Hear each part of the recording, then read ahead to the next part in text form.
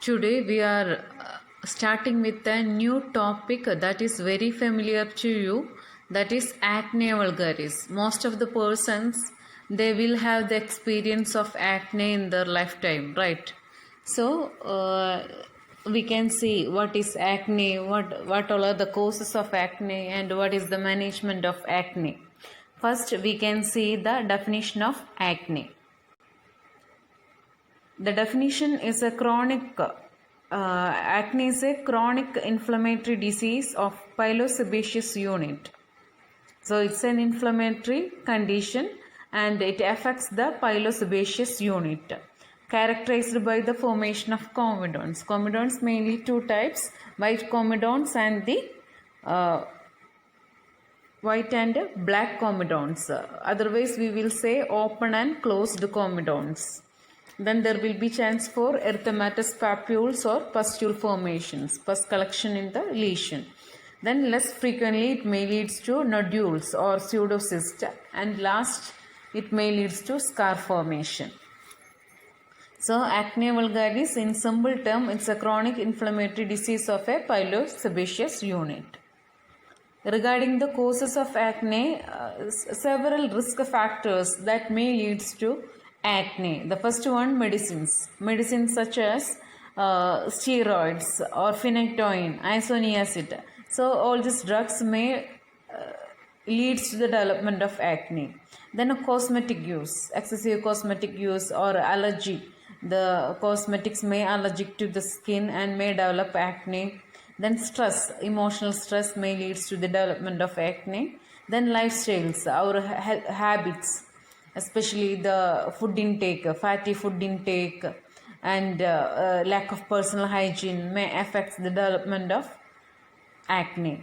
And then genetic history, in the family history of acne in the parents, the chance for the offsprings to get the acne. Then beginning or stopping the use of birth control pills, in order to control the birth of the child. Some may use the birth control pills, so that may affect the development of acne. Then hormonal stimulation, especially in the adolescence period, most males and females get the chance to get this acne. Okay, so these all are the cause or risk factors for acne. Then climate change, hot and cold climate change may increase the risk of acne.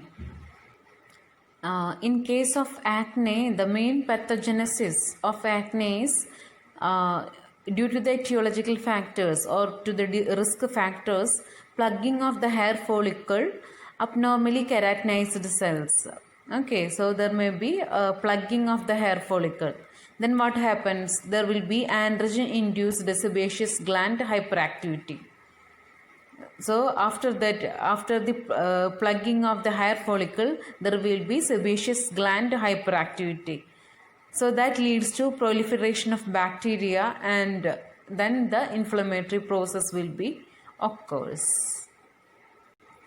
Types of acne. The main types is the blackheads or the comedones. Okay, blackheads and the whiteheads are the common appearance of acne. Then there will be pustules, papules will be there, cyst formation will be there, and the nodules also will be present in the acne. Most common area of acne is the face, neck, chest, back, shoulders, upper arms and buttocks. These all are the areas the acne is very common. Regarding the stages of acne, the acne stage is divided into three: stage 1, stage 2 and stage 3. In stage 1, that is mild acne. So here there will be minor pimples, blackhead or melia may be there. Then sometimes whiteheads will be there. There will not be any inflammations. That is the mild cases. Stage 2 is the moderate cases. Here there will be greater blackheads or the milia, then there will be pustules or papules, then there will be inflammations, slight inflammation will be present, then acne breakout may progress to other areas of the face. Then stage 3, there will be significant inflammation. Okay, all the lesions will be inflamed and severe papules and pustules may be present. Then nodules may be present and cystic nodules may occur. And then high risk for scarring, and the healing process always causes scarring. Then post-inflammatory hyperpigmentation. After the healing, there will be hyperpigmentation. The skin color may be vary. So these all are the stages of acne, that is mild, moderate and severe. Next we can move on to the treatment of acne. Regarding the treatment of acne, in general, we have to educate the pattern of acne and the reason for acne development. And most of the time, the patient will be depressed. So, the counseling is better to avoid them.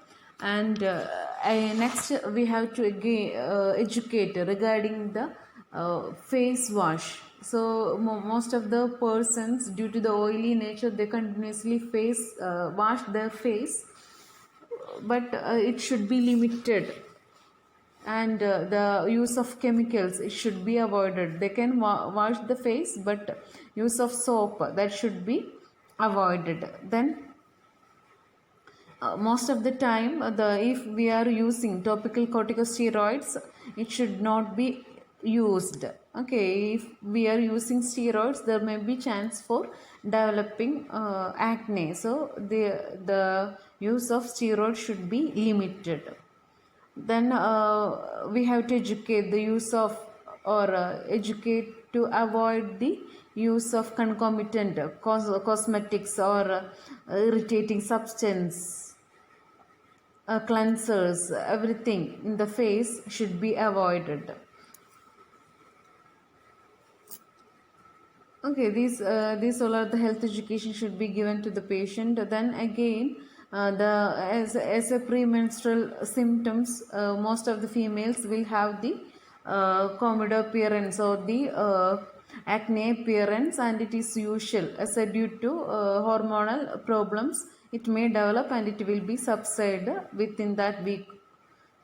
Okay, so that's all regarding the general measures. Next, we can move on to the medications. So we already discussed regarding the mild and moderate and severe stages of, or severe phases of acne. We can move on to that.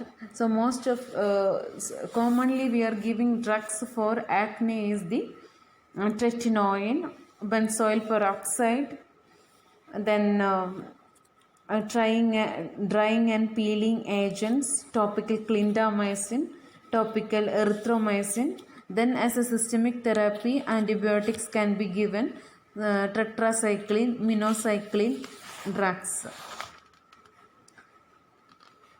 Okay, so these all are the treatment modalities can be used in the acne. In case of mild acne, we are usually using tretinoin cream. So tretinoin is a topical retinoids that will helps to avoid scarring in the acne patient, and also prevent the comedones, development of comedones. Then benzoyl peroxide, it's an oxidizing agent which possesses antibacterial properties, and it's classified as a keratolytic. So benzoyl peroxide wash that will helps to remove the acne. And then in case of mild to moderate acne, we again we will give the tretinoin cream and the benzoyl peroxide wash, and also we can give a doxycycline ointment or a tablet, or the topical application can be given. And within this time we have to see the doctor in order to identify the progress of the patient. Then in moderate to severe acne, usually we are giving tetracycline and doxycycline drugs. Especially we will give for 1 month, and after that we will evaluate the patient. Okay, these all are the treatment modalities we are usually giving to the patient. And in case of hormonal problems, we are usually giving topical retinoids and also spironolactone drugs, and we will assess at last. In case of nodular cystic acne, usually we are refer the patient to dermatology, and based on that we will give the treatment. And alternative drugs can be given is ampicillin, cephalosporin, trimethoprim, spironolactone. All these drugs can be given as an alternate measures. Okay.